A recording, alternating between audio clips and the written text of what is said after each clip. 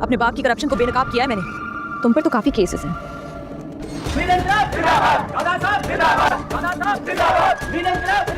गिरगिट से ज्यादा जल्दी रंग बदलते हो तो? गिरगिट बेचारा तो खामखा बदनाम है, इंसान ज़्यादा खतरनाक होता है। अस्सलाम वालेकुम दोस्तों, आज के एपिसोड ने पाकिस्तानी सियासत, धोखे और इक़्तिदार की ऐसी तस्वीर दिखाई है कि हर सीन ने नाज़रीन को हैरान कर दिया है।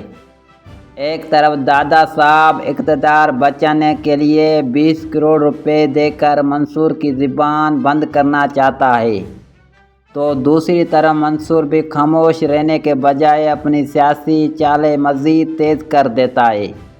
लेकिन असल धमाका उस वक्त होता है जब आगा साहब अपनी बेटी रुबाब को ऐसा फ़ैसला लेने पर मजबूर कर देते हैं जिसका कोई बाप तस्वर भी नहीं कर सकता। रुबाब मीडिया के सामने आकर अपने वालिद पर करप्शन के इल्ज़ामात लगा देती है। क्या वाक़ई इंसाफ के लिए था या फिर एक बहुत बड़ी सियासी चाल थी?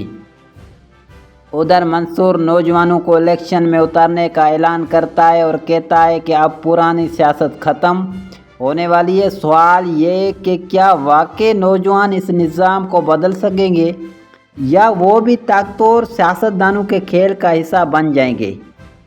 दूसरी जानब करीमदाद दादा साहब और पार्टी के सदर दरमियान होने वाली खुफिया मुलाकात ने यह साबित कर दिया है कि सियासत में ना कोई मुस्तकिल दोस्त होता है और ना ही दुश्मन, सिर्फ मुफाद सबसे बड़ा होता है।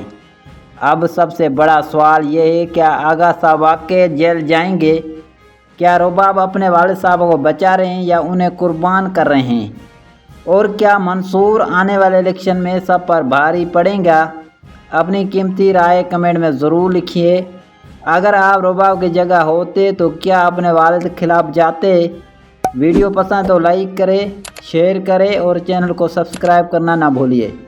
अगले धमाका खेज रिव्यू में फिर मुलाकात होगी। अल्लाह हाफ़िज़।